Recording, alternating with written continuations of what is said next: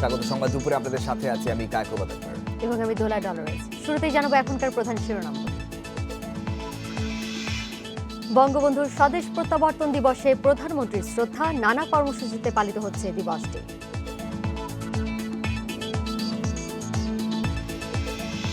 ডাকসু নির্বাচন নিয়ে ছাত্র সংগঠনগুলোর মত বিনিময়, ক্যাম্পাসে সহাবস্থান নিশ্চিতের দাবি।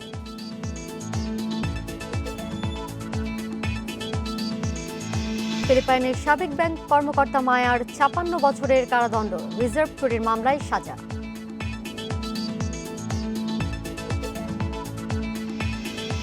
হাইকোর্টের নির্দেশ মানছে না ইংলিশ মিডিয়াম স্কুল, ইচ্ছে মতো বেতন ফি আদায়ের অভিযোগ।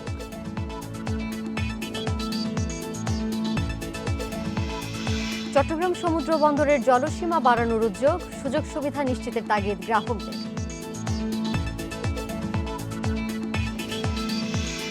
এখন শুনছিলেন সংবাদ দুপুরের শিরোনামগুলি। যাচ্ছে পুরো খবরে। জাতির পিতা বঙ্গবন্ধু শেখ মুজিবুর রহমানের স্বদেশ প্রত্যাবর্তন দিবস উপলক্ষে তার প্রতিকৃতিতে ফুল দিয়ে শ্রদ্ধা জানিয়েছেন প্রধানমন্ত্রী শেখ হাসিনা। নতুন মন্ত্রিপরিষদ ও আওয়ামী লীগ এবং বিভিন্ন রাজনৈতিক ও সামাজিক সাংস্কৃতিক সংগঠনের নেতাকর্মীরাও শ্রদ্ধা জানান। পরে আওয়ামী লীগ সাধারণ সম্পাদক বলেন, আন্দোলন ও নির্বাচন সব ক্ষেত্রেই ঐক্যফ্রন্টকে প্রত্যাখ্যান করেছে দেশবাসী। টানা তৃতীয় মেয়াদে সরকার গঠনের পর বঙ্গবন্ধু স্বদেশ প্রত্যাবর্তন দিবসের ভোরে জাতির পিতার প্রতি শ্রদ্ধা জানান প্রধানমন্ত্রী শেখ হাসিনা। নীরবে দাঁড়িয়ে স্মরণ করেন স্বাধীনতার মহানায়ককে। পরে দলের কেন্দ্রীয় নেতা ও মন্ত্রিপরিষদের সদস্যদের নিয়ে ফুল দেন আওয়ামী লীগ সভাপতি। এ ধরনের কর্মসূচিতে কখনো দেখা যায় না, এমন অনেককে দেখা গেল মন্ত্রিত্ব থেকে বাদ পড়ার পর। পরে আওয়ামী লীগ সাধারণ সম্পাদক বলেন, বঙ্গবন্ধুর আদর্শ অনুযায়ী সবসময় মাটি ও মানুষের জন্য কাজ করে আওয়ামী লীগ। আমরা বঙ্গবন্ধুর সততা ও সাহসের যে দৃষ্টান্ত, সততা সাহসের আদর্শকে আমরা ধারণ করব এবং আমাদের শপথ হবে আমরা মাটির কাছে থাকব, মানুষের কাছে থাকব, মানুষের কাজে থাকব এবং জনস্বার্থে কাজ করে যাব। তারা বঙ্গবন্ধুর পক্ষে, বঙ্গবন্ধুর স্বাধীনতা চাননি এ কথা যাদের নেতারা বলেন, তারা বঙ্গবন্ধু প্রতি তাদের বিন্দুমাত্র কোনো শ্রদ্ধা আছে এটা আমরা মনে করি না, মনে করার কোনো কারণও নেই। এটা আমরা এক্সপেক্ট করি না তাদের কাছ থেকে, আর জনগণ তাদের প্রত্যাখ্যান করেছে। শ্রদ্ধা নিবেদন শেষে বঙ্গবন্ধু ভবনের ভেতর বেশ কিছু সময় অবস্থান করেন প্রধানমন্ত্রী। পরে আওয়ামী লীগের বিভিন্ন সহযোগী সংগঠন ও সামাজিক সাংস্কৃতিক সংগঠনের পক্ষ থেকে বঙ্গবন্ধুর প্রতিকৃতিতে ফুলেল শ্রদ্ধা জানানো হয়। অনিমেষ কর, ইন্ডিপেন্ডেন্ট নিউজ, ঢাকা। পাকিস্তানের ৯ মাসের বন্দিদশা থেকে মুক্তি পেয়ে ১৯৭২ সালের আজকের দিনে স্বাধীন সার্বভৌম বাংলাদেশের মাটিতে পা রাখেন বাঙালির স্বাধীনতা সংগ্রামের মহানায়ক জাতির পিতা বঙ্গবন্ধু শেখ মুজিবুর রহমান। দেশ স্বাধীন হলেও যার আহ্বানে সাড়া দিয়ে মুক্তিযুদ্ধে ঝাঁপিয়ে পড়েছিলেন মুক্তিযোদ্ধারা, সেই অবিসংবাদিত নেতা ছিলেন পাকিস্তানের কারাগারে অন্তরীণ। স্বাধীনতা এলেও নেতার অনুপস্থিতিতে অপূর্ণতা ছিল বিজয়ের গৌরব উদযাপনে। প্রত্যাবর্তন স্বদেশে বীরের বেশে, জাতির মহানায়ক হয়ে প্রিয় জনগণের মাঝে আবার অনুপ্রেরণার উৎস তিনি। স্বাধীন বাংলায় পা ফেলেন ১৯৭২ সালের এই দিনে।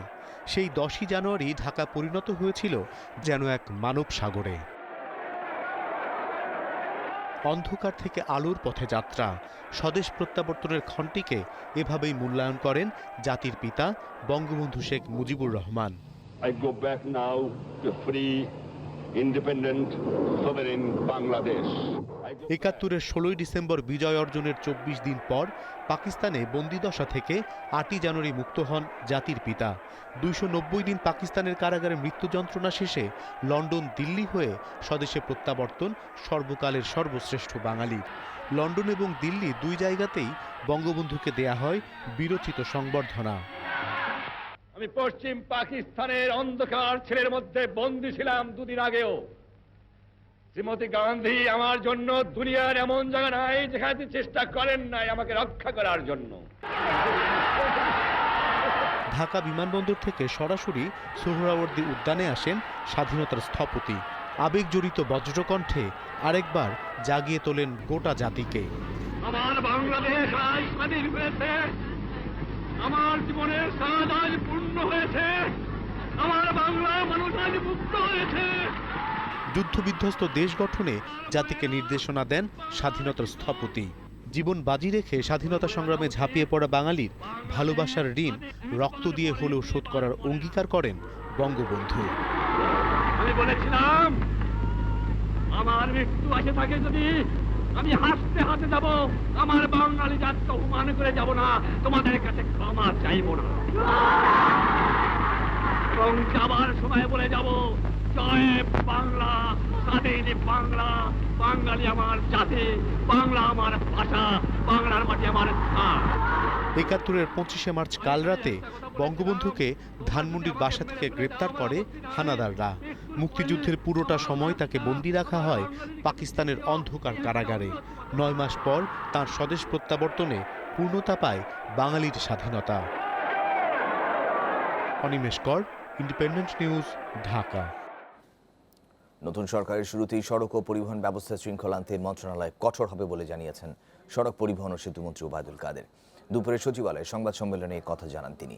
ওবায়দুল কাদের বলেন, শৃঙ্খলা না থাকলে বড় প্রকল্প করে লাভ নেই, তাই প্রথমে সড়ক ও পরিবহনকে নিয়মের মধ্যে আনা হবে।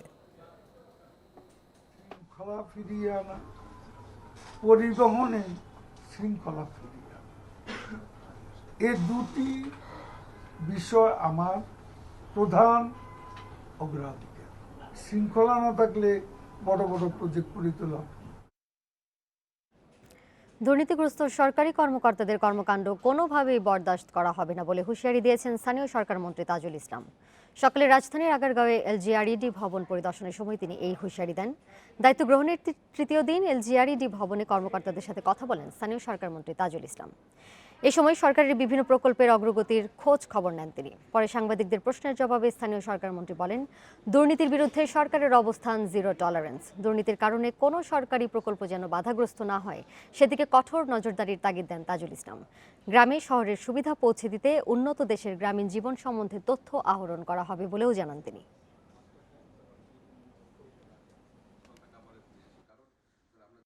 দুর্নীতি উন্নয়নের একটা বড় মাপের প্রতিবদ্ধক, কারণ তাতে সার্ভিস হ্যাম্পার করে এবং অন টাইম গো হেড প্রোগ্রামগুলোকে ক্ষতিগ্রস্ত করে। সো দ্যাট আমরা এই বিষয়ে জিরো টলারেন্সের পাশাপাশি আমরা নজরদারিতে রাখবো, যাতে নাকি কোনো অবস্থাতে দুর্নীতির কারণে আমাদের কোনো প্রকল্প ক্ষতিগ্রস্ত না হয় এবং দুর্নীতিগ্রস্ত কর্মকর্তাদেরকে কোনো অবস্থাতে বরদাস্ত করা হবে না।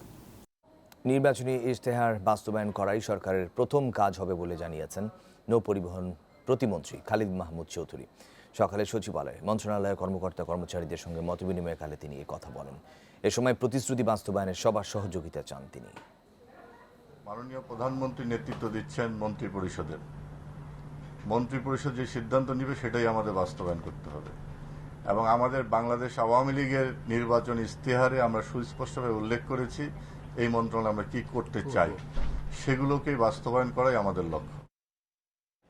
ডাকসু নির্বাচন নিয়ে ছাত্র সংগঠনগুলোর সঙ্গে মতবিনিময় করেছে ঢাকা বিশ্ববিদ্যালয় প্রশাসন। এতে ছাত্রলীগ, ছাত্রদল ও বামপন্থী ছাত্র সংগঠনের প্রতিনিধিরা অংশ নেন। বিশ্ববিদ্যালয়ের সিনেট ভবনে বেলা 11টা থেকে 3.5 ঘণ্টা এই বৈঠক অনুষ্ঠিত হয়। এতে প্রশাসনের পক্ষ থেকে ঢাকা বিশ্ববিদ্যালয় শিক্ষক সমিতির সভাপতি অধ্যাপক মাকসুদ কামালের নেতৃত্বে 5 সদস্যের প্রতিনিধি দল মতবিনিময় করে। বৈঠকে ডাকসু নির্বাচনের গঠনতন্ত্র সংশোধন নিয়ে ছাত্র সংগঠনের কাছ থেকে মতামত নেওয়া হয়। এছাড়া সোমবারের মধ্যে তাদের বিভিন্ন দাবি লিখিত আকারে জমা দেওয়ার কথা বলা হয়েছে। বৈঠকে নির্বাচন কেন্দ্রিক পরবর্তী করণীয় নিয়ে আলোচনা হয়। এদিকে বৈঠক নিয়ে ঢাকা বিশ্ববিদ্যালয়ের উপাচার্য অধ্যাপক আখতারুজ্জামান জানান, হলগুলোতে সহাবস্থান আছে, গঠনতন্ত্র অনুযায়ী ডাকসু নির্বাচনের কার্যক্রম এগোবে। সবশেষ 1990 সালের জুনে হয় ডাকসু নির্বাচন। এরপর বেশ কয়েক দফা উদ্যোগ নেওয়া হলেও নির্বাচন হয়নি। আমরা যতগুলো প্রয়াস নিয়েছি সব প্রয়াসগুলোই তো বিশ্ববিদ্যালয়ের পক্ষ থেকে আমরা নিয়েছি। আমরা ছাত্রদের সাথে বৈঠক করতেছি, বিভিন্ন স্টেক হোল্ডারদের সাথে কথা বলতেছি। এটা করে একেবারেই গঠনতন্ত্রের যে রীতিনীতি ধারা আছে সেগুলো অনুসরণ করে আমরা অগ্রসর হচ্ছি।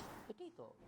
বৈঠকের সবশেষ খবর জানতে আমরা এখন চলে যাচ্ছি সহকর্মী নূরে আলমের কাছে। নূরে আলম, মতবিনিময় সভায় আর কি বিষয় নিয়ে আলোচনা হয়েছে? সেখানে ছাত্র সংগঠনের প্রতিনিধিরা কোন কোন দাবি তুলে ধরেছেন?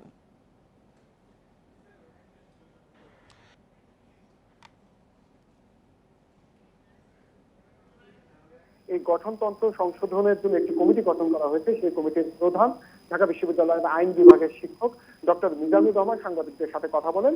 তিনি বলেন যে তারা ছাত্র সংগঠনগুলোর কাছ থেকে বিভিন্ন পরামর্শ নেন। সেখানে বেশ কয়েকটি বিষয়ে আলোচনা হয়েছে। তার মধ্যে যেটি কারা ভোটার হতে পারবে, ঢাকা বিশ্ববিদ্যালয়ের এই ডাকসু নির্বাচন কারা ভোটার হতে পারবে সেই বিষয়ে মতামত নেওয়া হয়েছে। সেখানে বিভিন্ন ছাত্র সংগঠন বিভিন্ন রকম মতামত দিয়েছেন এবং সেগুলো পর্যালোচনা করে আগামী সপ্তাহের ভেতরে এই ডাকসু নির্বাচনের গঠনতন্ত্রটি তারা চূড়ান্ত করবে বলেও তিনি সেখানে জানান। এছাড়া আমরা ছাত্র সংগঠনের নেতৃবৃন্দের সাথে কথা বলেছিলাম।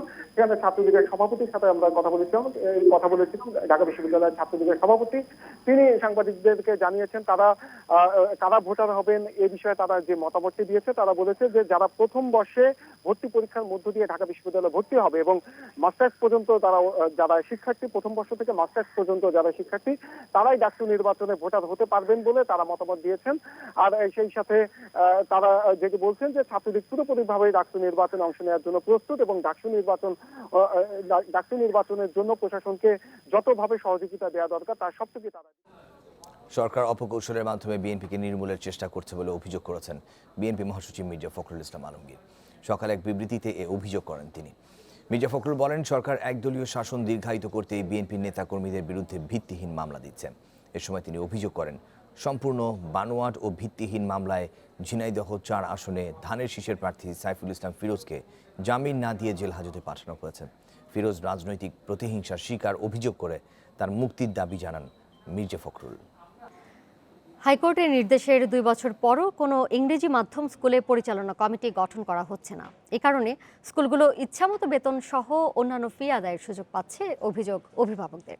শিক্ষা মন্ত্রণালয় বলছে এই সংক্রান্ত নীতিমালা তৈরি হচ্ছে শিগগিরই। 3 মাসের মধ্যে ইংরেজি মাধ্যমে স্কুলে ম্যানেজিং কমিটি গঠনের জন্য হাইকোর্ট নির্দেশনা দেয় 2017 সালের মে মাসে। কমিটিতে অভিভাবক প্রতিনিধি রাখা সহ কিছু শর্ত পালন বাধ্যতামূলক করা হয়। অথচ ইংরেজি মাধ্যমের একটি স্কুলও এই নির্দেশনা মানেনি বলে আছে অভিযোগ। এছাড়া ইচ্ছামতো বেতন, ফি, জরিমানা সহ জবরদস্তিমূলক অর্থ আদায়ের অভিযোগ করেন অভিভাবকরা। এই জরিমানা সেই জরিমানা এগুলো তো বাড়তি বলতে এতই বেড়ে যাচ্ছে যে স্কুলের রেজাল্ট কার্ড না নিলেও গার্ডিয়ানকে জরিমানা করা হচ্ছে। প্রতি বছর ইংলিশ মিডিয়াম স্কুলে শিক্ষার্থীর সংখ্যা বাড়লেও এর কোনো নিয়ন্ত্রণ নেই সরকারের হাতে। শিক্ষা সংশ্লিষ্টরা বলছেন, এগুলো নিয়ন্ত্রণে প্রয়োজন দ্রুত একটি সুনির্দিষ্ট নীতিমালা তৈরি, সেই সাথে দরকার সরকারের কঠোর নজরদারি।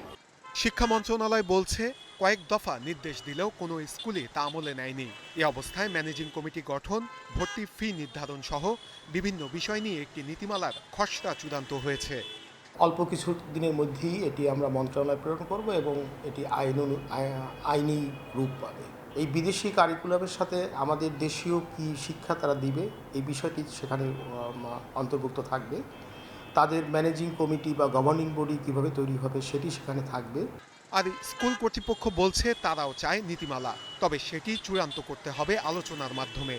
সবাই যে উচ্চবিত্ত শ্রেণীর না, নিম্নমধ্যবিত্ত শ্রেণীর, পেশাজীবী শ্রেণীর, সেইটাও উপলব্ধিতে আনতে হবে। এনে এই সেক্টরটাকে কিভাবে আপনার প্রণোদনা দেওয়া যায়, কিভাবে এই সেক্টরটাকে আরও সামনে এগিয়ে নেওয়া যায়।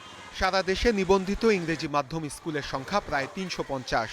এর বাইরে নিবন্ধন ছাড়াও অনেক স্কুল কার্যক্রম চালাচ্ছে। নূরে আলম, ইন্ডিপেন্ডেন্ট নিউজ, ঢাকা। বেতন ভাতা বাড়ানোর দাবিতে রাজধানীর কালচি ও শেওড়াপাড়ায় সড়ক অবরোধ করে বিক্ষোভ করছেন পোশাক শ্রমিকরা। কালচির 22 তলা ভবনের সামনে অবস্থান নিয়ে সকালে শ্রমিকরা বিক্ষোভ শুরু করেন। বেলা 11টার দিকে কালচি রোড দিয়ে মিরপুরের যান চলাচল কিছুটা স্বাভাবিক হলেও সড়কে অবস্থান করছেন শ্রমিকরা। এদিকে শেওড়াপাড়ায় সড়কের এক পাশ আটকে বিক্ষোভ করছেন 2টি পোশাক কারখানার শ্রমিকরা। এতে যান চলাচল ব্যাহত হচ্ছে।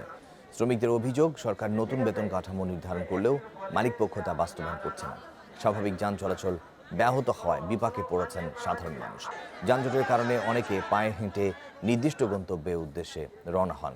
পরিস্থিতি নিয়ন্ত্রণে পুরো এলাকায় বাড়তি পুলিশ মোতায়েন করা হয়েছে।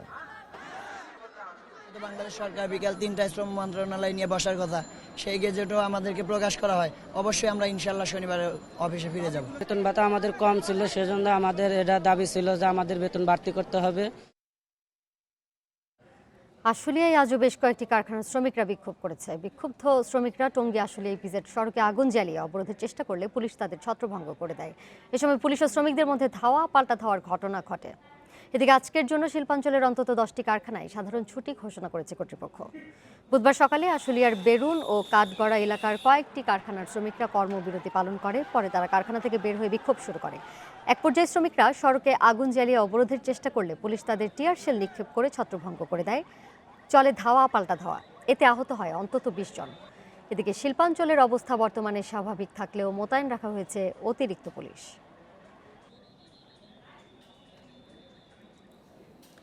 কক্সবাজারের টেকনাফে গোলাগুলিতে 2 জন নিহত হয়েছেন। তারা হলেন টেকনাফের আব্দুর রশিদ ও আবুল কালাম। নিহত 2 জনই তালিকাভুক্ত ইয়াবা ব্যবসায়ী বলে দাবি করেছে পুলিশ।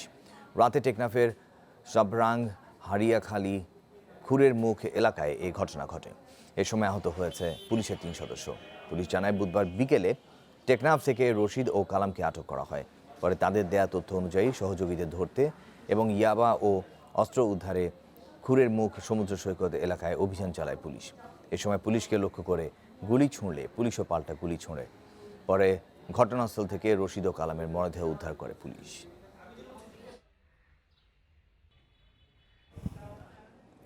শীত বাড়ার সঙ্গে সঙ্গে বাড়ছে ঠান্ডাজনিত রোগের প্রকোপ। আক্রান্তদের বেশিরভাগই শিশু ও বৃদ্ধ। তবে আতঙ্কিত না হয়ে রোগ মোকাবেলায় যথাযথ পরামর্শ মেনে চলার পরামর্শ চিকিৎসকদের। যশোরে কুয়াশা ও শৈত্যপ্রবাহে বিপর্যস্ত জনজীবন। তাপমাত্রা নেমে যাওয়ায় শিশু ও বৃদ্ধরা আক্রান্ত হচ্ছে ঠান্ডাজনিত নানা রোগে। গত 10 দিনে যশোর জেনারেল হাসপাতালে চিকিৎসা নিয়েছেন 800-রও বেশি রোগী। গত 1 সপ্তাহ ধরে আমার মেয়ের জ্বর, ঠান্ডা, কাশি। তা আমি বাইরের ডাক্তার দেখাচ্ছিলাম, তাতে কাজ হয়নি, নাক দিয়ে রক্ত বেরোচ্ছে। শিশু এবং যারা বৃদ্ধ, অর্থাৎ যাদের রোগ প্রতিরোধ ক্ষমতাটা কম, তো এই দুটো রোগী আমাদের কাছে বেশি আসতেছে। নিউমোনিয়া, তারপরে আছে অ্যাজমা, এছাড়া আছে যে বুকের ইনফেকশন, সর্দি কাশি। 100 শয্যার লক্ষ্মীপুর জেলা সদর হাসপাতালে প্রতিদিন নিউমোনিয়া ও ডায়রিয়ায় আক্রান্ত হয়ে ভর্তি হচ্ছেন অনেক শিশু। গত 1 সপ্তাহে চিকিৎসা নিয়েছে প্রায় 700 রোগী। শিশু বেড আছে 14টা, আবার ডায়রিয়া ওয়ার্ডও 10টা বেড ছিল আর কি, কিন্তু রোগী ভর্তি ছিল আমার 34 জন এবং বড় ছিল আরও 10 জন আর কি। মোটা হচ্ছে কি 44 জন আর কি। তো দৈনিক আমাদের 40-এর উপরে ডায়রিয়া রোগী ভর্তি থাকতেছে এবং শিশু ওয়ার্ডও 50-এর উপরে শিশু, এবং এদের অধিকাংশ। রংপুর মেডিকেল কলেজ হাসপাতালে প্রতিদিন 50 জনেরও বেশি রোগী ঠান্ডাজনিত রোগ নিয়ে ভর্তি হচ্ছে। হাসপাতালের শিশু ওয়ার্ডগুলোতে 5 বছরের কম বয়সী শিশু রোগীর সংখ্যাই বেশি। কিছুদিন থেকে রংপুর মেডিকেল কলেজ হসপিটালে শিশু এবং বয়স্ক ব্যক্তিরা একটু বেশি ভর্তি হচ্ছে বিভিন্ন ধরনের শ্বাসজনিত রোগ নিয়ে, এবং ছোট ছোট বাচ্চাদের ডায়রিয়া নিয়েও আসছে। ঠান্ডাজনিত রোগবালাই প্রতিরোধে পর্যাপ্ত গরম কাপড় পরা এবং শিশু ও বৃদ্ধদের বাড়তি যত্নের পরামর্শ চিকিৎসকদের। শানিলা সরকার, ইন্ডিপেন্ডেন্ট নিউজ ডেস্ক। সংবাদে আরেকটা বিরতি নিচ্ছি। ফিরে এসে অন্যান্য খবরের সাথে আরও যা থাকছে। রাখাইনে আবার সেনা অভিযান, শঙ্কিত রোহিঙ্গারা। বিদ্রোহী ঘাঁটির দাবি প্রত্যাখ্যান ঢাকার। ফ্রেঞ্চ কাপের বাড়ছে চট্টগ্রাম সমুদ্র বন্দরের জলসীমা। এ সংক্রান্ত একটি প্রস্তাব নৌ পরিবহন মন্ত্রণালয়ের অনুমোদনের পর আইন মন্ত্রণালয়ে অনুমোদনের অপেক্ষায়। পণ্যবাহী জাহাজ থেকে রাজস্ব আদায় বাড়াতে এই পদক্ষেপ নেওয়া হয়েছে বলছে বন্দর কর্তৃপক্ষ। বন্দর ব্যবহারকারীরা বলছেন, সীমানা বাড়ানোর পাশাপাশি জাহাজের নিরাপত্তা সহ বন্দরের সুবিধাগুলো নিশ্চিত করতে উদ্যোগ নেওয়া জরুরি। 7 বছর আগে 2011 সালে বন্দরের জলসীমা 5 নটিক্যাল মাইল থেকে বাড়িয়ে 7 নটিক্যাল মাইল করা হয়। এরপর চট্টগ্রাম বন্দরে জাহাজ ও পণ্যের পরিমাণ বেড়ে এখন দ্বিগুণ হয়েছে। এছাড়া মহেশখালী ও বে টার্মিনাল সহ বেশ কয়েকটি প্রকল্প ঘিরে আরও বড় লক্ষ্যের সামনে দেশের প্রধান সমুদ্র বন্দর। এই অবস্থায় জলসীমা বাড়িয়ে 50 নটিক্যাল মাইল করার প্রস্তাব দিয়েছে বন্দর কর্তৃপক্ষ। প্রস্তাবটি নৌ পরিবহন মন্ত্রণালয় থেকে পাঠানো হয়েছে আইন মন্ত্রণালয়ে। বন্দর এরিয়া প্রথমত এটা সম্প্রসারিত হচ্ছে, তো সেই হিসাবে আমাদের পোর্ট লিমিটটাও বাড়ানো দরকার, যেহেতু এখানে দেশি বিদেশি জাহাজ অনেক সময় পোর্ট এরিয়ার বাইরে মালামাল ডিসচার্জ করে চলে যায়, সেক্ষেত্রে বন্দরের কোনো চার্জ পাওয়া যায় না। নতুন সীমানা অনুমোদন পেলে বন্দরের জলসীমা পতেঙ্গা উপকূল থেকে বেড়ে সীতাকুণ্ড এবং দক্ষিণে আনোয়ারা থেকে মহেশখালী উপকূল পর্যন্ত বিস্তৃত হবে। বন্দর ব্যবহারকারীরা বলছেন, সীমা বাড়িয়ে মাশুল আদায় ইতিবাচক হলেও জাহাজের নিরাপত্তা সহ বিভিন্ন সুবিধা নিশ্চিত করাও জরুরি। নিরাপত্তা, জাহাজের ওয়াটার সাপ্লাই, ফিউল সাপ্লাই সব কিছু আপনার দেখভাল আপনার পোর্ট অথরিটিকে করতে হয়। এরিয়া বাড়লে আমাদের আরও লাভ হবে, যেটা এখানে কোনো রকমের চোরাই জাহাজ বা কোনো রকমের মাদক নিয়ে কোনো জাহাজ এটা এরাও তদারকির মধ্যে থাকলে ঢুকতে পারবে না। চট্টগ্রাম বন্দরে পণ্য খালাসের জন্য বর্তমানে বছরে গড়ে ৩৫,০০০-এর বেশি জাহাজ যাতায়াত করে। বন্দরের সীমানায় অবস্থানকারী জাহাজগুলোকে প্রতি টনে প্রায় ২০ টাকা মাশুল পরিশোধ করতে হয়। সেই হিসেবে সীমানা বাড়ালে বন্দরের রাজস্ব আদায় বাড়বে দৈনিক অন্তত ১ কোটি টাকা। অনুপম শীল, ইন্ডিপেন্ডেন্ট নিউজ, চট্টগ্রাম। গোপালগঞ্জের টুঙ্গিপাড়ায় জাতির পিতা বঙ্গবন্ধুর সমাধিতে শ্রদ্ধা জানিয়েছেন আইনমন্ত্রী আনিসুল হক, অর্থমন্ত্রী আহম মুস্তফা কামাল ও আওয়ামী লীগ সভাপতির বেসরকারি খাত বিষয়ক উপদেষ্টা সালমান এফ রহমান এমপি। নতুন সরকার শপথ নেওয়ার দুদিন পর টুঙ্গিপাড়া গিয়ে শ্রদ্ধা জানান তারা। পরে বঙ্গবন্ধু ও পরিবারের নিহত সদস্যদের রুহের মাগফিরাত কামনা করে ফাতেহা পাঠ ও বিশেষ মোনাজাতে অংশ নেন। এরপর আইনমন্ত্রী বলেন, ডিজিটাল নিরাপত্তা আইন বাতিল হবার কোনো সম্ভাবনা নেই, তবে এই আইনের যাতে অপব্যবহার না হয় সে বিষয়টি দেখা হবে। আর নতুন অর্থমন্ত্রী জানিয়েছেন, 2018-19 অর্থ বছরে দেশের মোট দেশজ উৎপাদনের জিডিপি প্রবৃদ্ধি 7% ছাড়িয়ে যেতে পারে। একে সর্বোচ্চ প্রবৃদ্ধি বলে অভিহিত করেছে বিশ্বব্যাংক। এছাড়া দেশের উন্নয়নে সকলকে এগিয়ে আসার আহ্বান জানান সংসদ সদস্য সালমান এফ রহমান।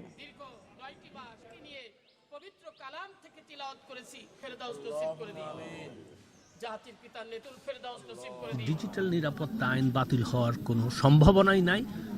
আমরা যেটা দেখব সেটা হচ্ছে ডিজিটাল নিরাপত্তা আইনের যেন কোনো অপব্যবহার না হয়, কোনো অ্যাবিউজ না হয়। বিশ্বব্যাংক সবসময় কনজারভেটিভলি এস্টিমেট করে আমাদের জিডিপির গ্রোথ নাম্বারটা। তো আমি মনে করি এই বছর আমাদের জিডিপিতে এই চলতি অর্থ বছরে আমরা 8.25 থেকে 8.30% আমরা অর্জন করতে পারবো। জননেত্রী শেখ হাসিনা যেভাবে দেশটাকে এগিয়ে নিয়ে এসছেন, ভবিষ্যতেও আমাদের নতুন সরকার, নতুন সংসদ আমাদের যারা এসছে, আমরাও ইনশাল্লাহ উনি যেভাবে দেশটাকে এগিয়ে নিয়ে যাচ্ছেন, আগামীতে আমরা আরও অনেক আমাদের উন্নয়ন হবে দেশে, আর দেশটা অনেক এগিয়ে যাবে। সংবাদের এই পর্যায়ে পুঁজিবাজারের খবর। পুঁজিবাজারের খবর জানাতে আমাদের সঙ্গে যোগ দিচ্ছেন সহকর্মী নাশিদ জারিন। কায়কবাদ এবং দোলা, ধন্যবাদ আপনাদের। চলুন দেখে নিই লেনদেন শেষে পুঁজিবাজার সার্বিক অবস্থা কি রয়েছে। সপ্তাহের শেষ কার্যদিবসে এর মধ্যে লেনদেন শেষ হয়ে গেছে ঢাকার পুঁজিবাজারের, এবং লেনদেন শেষে আমরা দেখতে পাচ্ছি ডিএসইর প্রধান সূচকটি রয়েছে নেতিবাচক অবস্থানে, কমেছে 1.29 পয়েন্ট এবং অবস্থান করছে 5,797 পয়েন্টে। এছাড়া অন্য যে দুটি সূচক রয়েছে তার মধ্যে ডিএস30 সূচকটি 0.62 পয়েন্ট বেড়ে 2011 পয়েন্ট অবস্থান করছে, এবং সরিয়াভিত্তিক সূচক ডিএসইএস ইন্ডেক্সটি 2.68 পয়েন্ট বেড়ে 1,318 পয়েন্ট অবস্থান করছে, এবং মোট লেনদেন এরই মধ্যে 897 কোটি টাকা ছাড়িয়েছে ঢাকার পুঁজিবাজারে। হাতবদল হওয়া প্রতিষ্ঠানগুলোর মধ্যে লেনদেন শেষে দর বৃদ্ধি তালিকা আমরা দেখতে পাচ্ছি 131টি প্রতিষ্ঠান উঠে এসেছে এবং দর হারিয়েছে 117টি। শুধুমাত্র শেয়ারগুলোর ক্ষেত্রে দর বেড়েছে 159টির এবং দর হারিয়েছে 132টি, এবং শুধুমাত্র মিউচুয়াল ফান্ডের ক্ষেত্রে দেখতে পাচ্ছি 9টি ফান্ড রয়েছে দর বৃদ্ধি তালিকা এবং 17টি ফান্ড রয়েছে দর হারানো তালিকায়। এবারে দেখে নিব আজকের কার্যদিবসে সবচেয়ে বেশি হাতবদল করেছে কোন কোন প্রতিষ্ঠান। টপ ট্রেডের প্রথমে রয়েছে জেএমআই সিরিজ, প্রতিষ্ঠানটি টাকার অঙ্কে বেড়েছে 17 টাকা 70 পয়সা এবং শতাংশের দিক থেকে 4.54% বেড়ে 408 টাকায় লেনদেন শেষ করেছে। এছাড়া বিবিএস কেবলস রয়েছে দ্বিতীয় অবস্থানে, টাকার অঙ্কে বেড়েছে 20 পয়সা এবং শতাংশের দিক থেকে 0.18% বেড়ে 110 টাকা 80 পয়সা লেনদেন শেষ করেছে।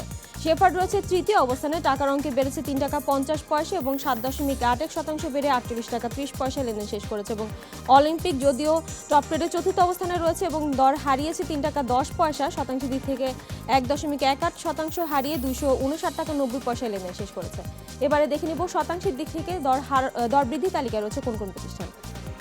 টপ গেইনার্সের প্রথমে রয়েছে সাভার রিফ্র্যাক্টরিজ, প্রতিষ্ঠানটি টাকার অঙ্কে বেড়েছে 14 টাকা 40 পয়সা এবং শতাংশের দিক থেকে 9.97% বেড়ে 158 টাকা 80 পয়সা লেনদেন শেষ করেছে। এছাড়া শতাংশের দিক থেকে 9.87% বেড়ে প্রাইম লাইফ ইন্স্যুরেন্স রয়েছে টপ গেইনার্সের দ্বিতীয় অবস্থানে, লেনদেন শেষ করেছে 67 টাকা 90 পয়সায়। ইনফরমেশন সার্ভিসেস নেটওয়ার্ক রয়েছে টপ গেইনার্সের তৃতীয় অবস্থানে, টাকার অঙ্কে বেড়েছে 2 টাকা 80 পয়সা এবং 9.72% বেড়ে 31 টাকা 60 পয়সায় লেনদেন শেষ করেছে, এবং প্যারামাউন্ট রয়েছে টপ গেইনার্সের চতুর্থ অবস্থানে, টাকার অঙ্কে বেড়েছে 1 টাকা 90 পয়সা এবং লেনদেন শেষ করেছে 21 টাকা 50 পয়সায়। এবারে দেখে নিব টপ লুজার্সের চিত্র, অর্থাৎ শতাংশের দিক থেকে দর হারানো তালিকায় আছে কোন কোন প্রতিষ্ঠান। টপ লুজারের প্রথমে রয়েছে ফার্স্ট ফিনান্স। প্রতিষ্ঠানটি টাকার অঙ্কে হারিয়েছে 40 পয়সা এবং 5% হারিয়ে দেখতে পাচ্ছি 7 টাকা 7 পয়সায় লেনদেন শেষ করেছে। এছাড়া ঢাকা ডাইং দ্বিতীয় অবস্থানে রয়েছে, 30 পয়সা দর হারিয়ে লেনদেন শেষ করেছে 6 টাকায়। সায়াম টেক্সটাইল রয়েছে তৃতীয় অবস্থানে, টাকার অঙ্কে হারিয়েছে 2 টাকা 30 পয়সা এবং শতাংশের দিক থেকে 4.56% হারিয়ে 48 টাকা 10 পয়সায় লেনদেন শেষ করেছে। এবং মেঘনা সিমেন্ট রয়েছে টপ লুজার্সের চতুর্থ অবস্থানে, টাকার অঙ্কে হারিয়েছে 4 টাকা 40 পয়সা, লেনদেন শেষ করেছে 97 টাকা 60 পয়সায়।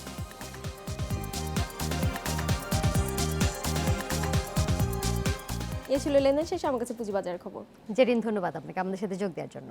আমার কাছে আরও কিছু খবর আছে, জানিয়ে দিচ্ছি সেগুলো।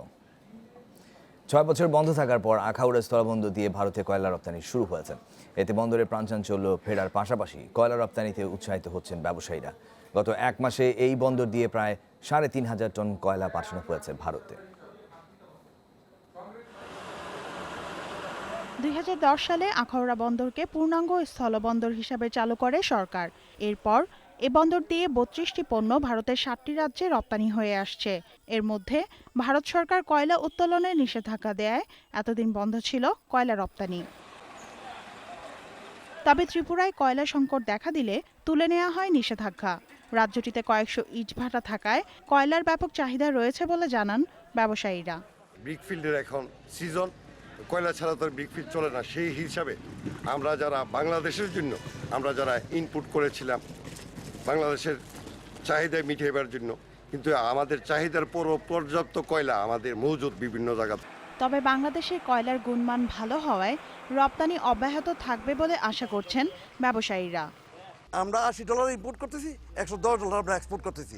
এখানে আমার সরকার যথেষ্ট লাভবান হয়েছে, পাশাপাশি আমার বন্দরের চাঞ্চল্যতা ফিরে আসছে। কস্ট অ্যান্ড ফিডের সাথে মিলাইতে পারলে আমাদের কয়লাটা তাদের কয়লা উন্নত মানের হওয়ায় আমরা রপ্তানি করতে পারবো বলে আমরা বিশ্বাস করি।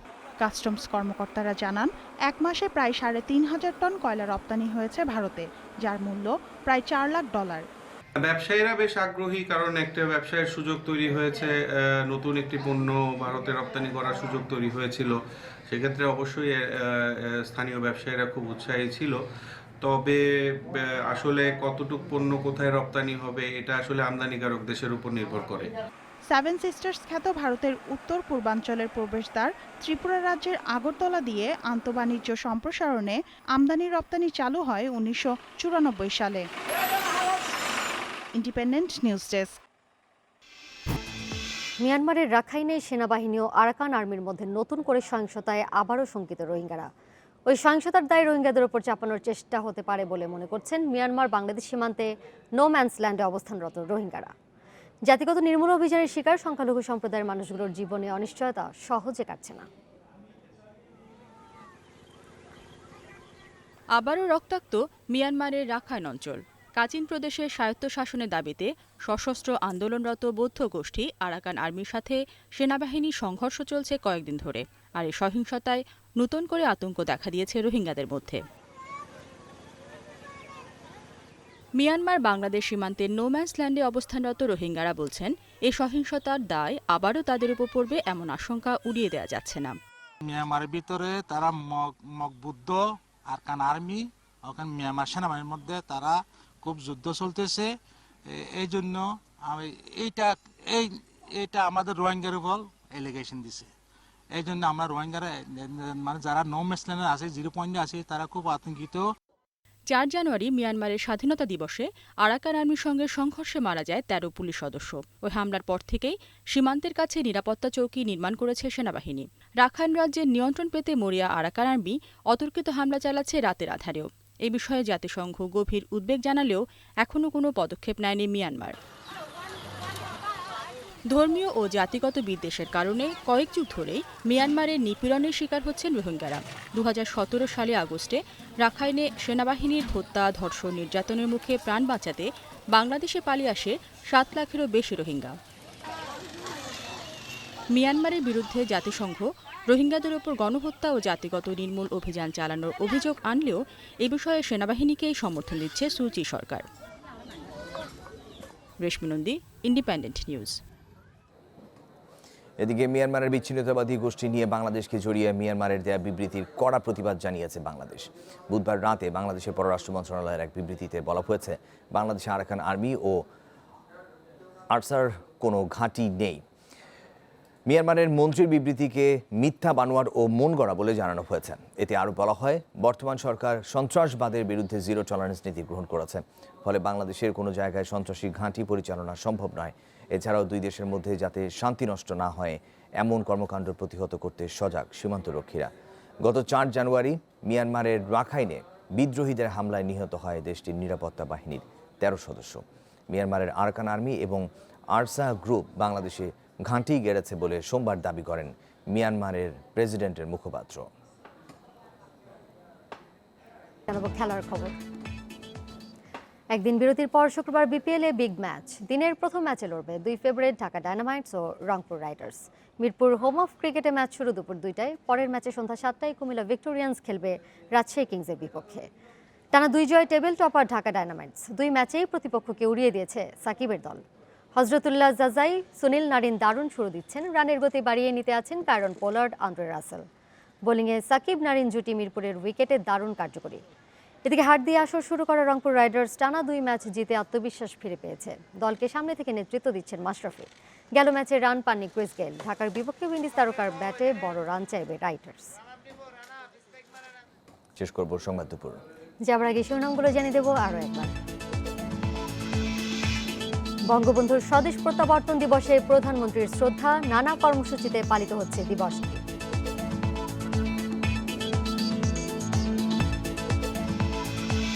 ডাকসু নির্বাচন নিয়ে ছাত্র সংগঠনগুলোর মত বিনিময়, ক্যাম্পাসে সহাবস্থান নিশ্চিতের দাবি।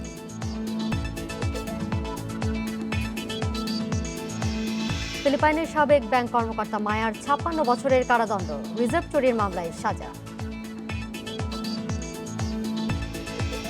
হাইকোর্টের নির্দেশ মানছে না ইংলিশ মিডিয়াম স্কুল, ইচ্ছে মতো বেতন ফি আদায়ের অভিযোগ। চট্টগ্রাম সমুদ্র বন্দরের জলসীমা বাড়ানোর উদ্যোগ, সুযোগ সুবিধা নিশ্চিতের তাগিদ গ্রাহকদের।